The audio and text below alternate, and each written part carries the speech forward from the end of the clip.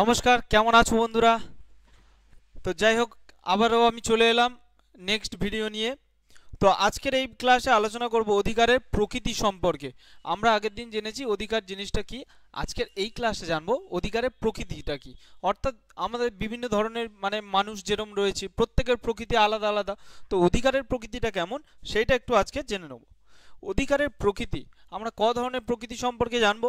আমরা জানবো সামাজিক ধারণা অধিকারের, আইনগত ধারণা, ন্যায্য ধারণা আর স্থিতিশীল ধারণা। এই চার ধরনের অধিকারের প্রকৃতি আমরা জানব।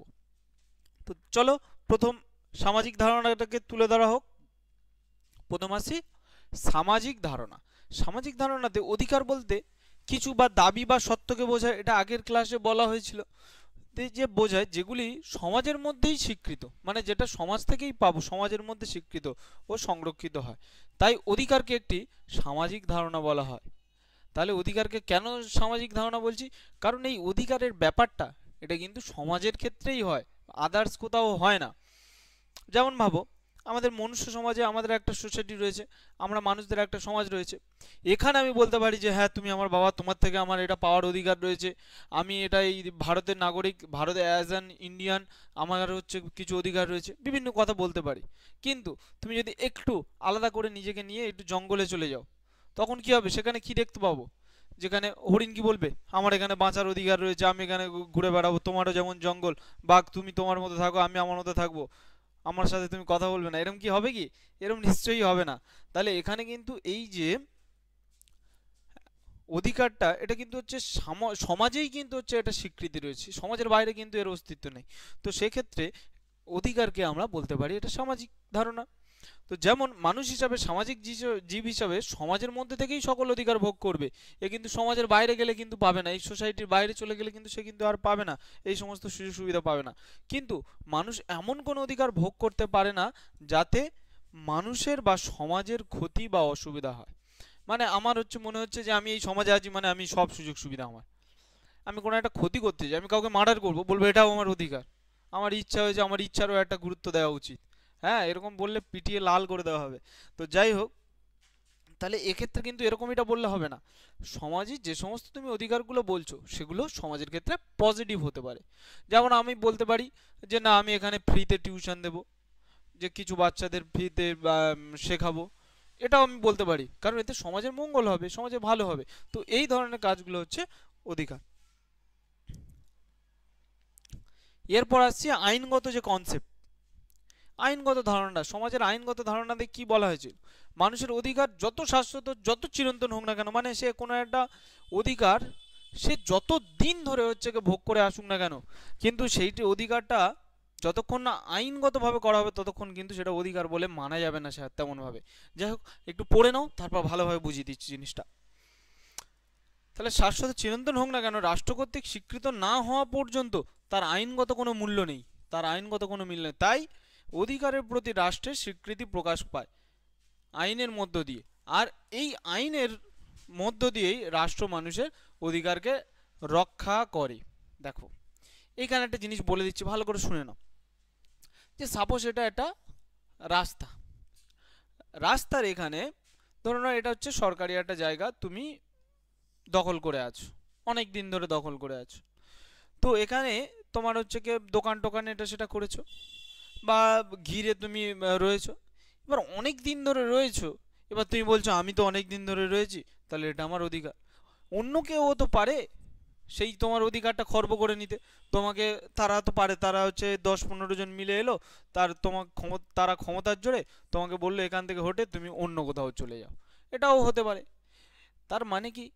তার মানে যখন এটা সরকার থেকে বা আইনগতভাবে বলা হবে যে না, ও ওখানে আছে, ও প্রথম থেকেই আছে, বা ওটা ওর বাপ দাদারা কিনেছে, ওটা ওর অধিকার, ওটা ওরই পাওয়া অধিকার। তুমি যদি হচ্ছে গিয়ে, তোমরা যদি বা 10-15 জন আসো না কেন, আমরা হচ্ছে পুলিশ নিয়ে যাব, গিয়ে এবং সব ওখান থেকে হটিয়ে দেবো। তো সেক্ষেত্রে কি হবে? যখন আইন প্রোটেক্ট করছে তখন কিন্তু ওই অধিকারটা থাকছে, নাহলে কিন্তু অধিকার নামে অধিকার, ওর কিন্তু ভ্যালু থাকছে না। বলে দেওয়া হচ্ছে হ্যাঁ এটা আমার অধিকার, আমার এইটা এইটা আমি ভোগ করব, কিন্তু তার কোনো ভ্যালু থাকবে না। এটাই হচ্ছে আইনগত ধারণা। আইনগত ধারণায় এটাই বলা হচ্ছে যে যতক্ষণ না পর্যন্ত অধিকারটাকে কি করা হবে, আইনগত ভাবে কোনো স্বীকৃতি দেওয়া হবে, রাষ্ট্র কর্তৃক যতক্ষণ না স্বীকৃতি দেওয়া হবে ততক্ষণ কিন্তু সেই অধিকারের কোনো মূল্য নেই। নেক্সট, যে ন্যায্য ধারণা, ন্যায্য দাম। আমরা বলি না ন্যায্য মূল্যের দোকান, হসপিটালে গেলে অনেকে দেখতে পাই যে ন্যায্য মূল্যের দোকান, এরকম সব দেখে থাকি। আর ন্যায্য বা ন্যায়, এটা কোথা থেকে এলো? ন্যায় জিনিসটা মানে একটা যেটা হচ্ছে হওয়া উচিত। সাপোজ ধরো না একটা হচ্ছে চিপসের প্যাকেট, এবার এই যে চিপসের প্যাকেটটা রয়েছে এর বাজার মূল্য যদি আমি 1000 টাকা করে দিই, একটা চিপসের মূল্য, তার দাম হচ্ছে 1000 টাকা, কিন্তু এটা তো অন্যায় হবে। তার কারণ আমাকে দেখতে হবে এই প্যাকেটের কস্টিং কত, তারপরে এই যে এর ভিতরে যে চিপস করতে বানাতে মশলা টশলা দিয়ে কত খরচ হয়েছে, কতটা লেবার কস্ট হয়েছে, তারপরে আরও কি কতটা হচ্ছে অ্যাডভার্টাইজমেন্ট করতে গিয়েছে, তাহলে সব ধরে আমার একটা খরচ হয়েছে। তো সেই অনুযায়ী আমার চিপসের প্যাকেটের দাম 5 টাকা। তাহলে এর থেকে বেশি নিলে হলেও অন্যায্য হয়ে গেল। আর এছাড়াও ন্যায্য জিনিসটা আরও বিভিন্নভাবে আসে। একটু আগে এর আগের ক্লাসে কিছুটা বলা হয়েছিল যে ন্যায্য বলতে কি, যেটা হওয়া উচিত। তা আমরা এই সমাজে বসবাস করছি, প্রতিনিয়ত কিছু না কিছু শিখছি। এবার এই শেখার মধ্যে দিয়ে কিছু ভুল হচ্ছে প্রতিদিন, আবার কিছু ঠিকও হচ্ছে। এবার যে কাজগুলো আমাদের ক্ষেত্রে ভালো মনে হচ্ছে যে এটা এই কাজটা যদি আমি করে যাই তাহলে সমাজের ক্ষেত্রে 10 জনের পক্ষে আমার পক্ষে ভালো হবে, আমরা পজিটিভ ফিডব্যাক পাবো, তখন সেইটাকে আমরা ন্যায্য বলে দিচ্ছি। এবং যেটাতে হয়তো আমার পজিটিভ হচ্ছে কিন্তু আরও 10 জনের খারাপ হচ্ছে, ঠিক আছে, এগুলো কি বলা হচ্ছে অন্যায্য। যেমন ধরে নাও কোনো একটা ছেলে কি হচ্ছে রাস্তা দিয়ে কেউ যাচ্ছে তাদেরকে টোন করছে, বিভিন্ন মেয়েদের ইভটিজিং করছে, তাহলে এক্ষেত্রে কি হবে, যে ইভটিজিং করছে তার তো লাভ হচ্ছে, সে তো মেন্টালি স্যাটিসফাইড যে না আমার খুব ভালো লাগছে, মজা লাগছে, কিন্তু আর যে বাকি যারা রয়েছে তাদের তো খারাপ লাগছে বিষয়টা। তো এরকম এটা হলে হবে না, এটা সমাজের ক্ষেত্রেও মানে ভালোর দিক হতে হবে। এটা হচ্ছে ন্যায্য আর অন্যায্য। এবার একটু বলা হয় আইন এবং রাষ্ট্র উভয় ন্যায় ব্যবস্থার উপর প্রতিষ্ঠিত। এবার এই যে আইন এবং রাষ্ট্র, এটা দুটোই তো ন্যায় ব্যবস্থার ওপর প্রতিষ্ঠিত। তার কারণ কি, রাষ্ট্র যে নিয়মগুলো করছে সেগুলো কোনটা ভালো সেটা দেখেই নিয়মগুলো করছে, আর আইন সেই নিয়মগুলোকে রক্ষা করছে। কোনো একটা নিয়ম যদি খারাপ হয় রাষ্ট্র থেকে, যদি একটা সাপোজ একটা আইন সেটা সমাজের পক্ষে ভালো নয়, তাহলে সেটা কি আইন প্রোটেক্ট করবে? সেটা প্রোটেক্ট করবে না, উভয় মিলেমিশে কাজ করবে। তো সেক্ষেত্রে বলা হচ্ছে, এবং এই ব্যবস্থার ফল হচ্ছে অধিকার। মানে যে কোনো হচ্ছে ন্যায় ব্যবস্থা হচ্ছে কি বলছে, একটা হচ্ছে অধিকার। যে আমি ধরো না আমি একজন স্টুডেন্ট, আমার হচ্ছে বিভিন্ন মানে এক্সাম দেওয়া হচ্ছে আমার অধিকার, যেগুলোতে আমার কোয়ালিফিকেশান রয়েছে। তো এইরকমভাবে বিভিন্ন হচ্ছে ন্যায্য ধারণার উপর এই যে অধিকারের প্রকৃতি। এরপরে কি রয়েছে, অধিকারের প্রকৃতি, এটা হচ্ছে স্থিতিশীল নয়। স্থিতিশীল নয় বলতে কি, অস্থিতিশীল।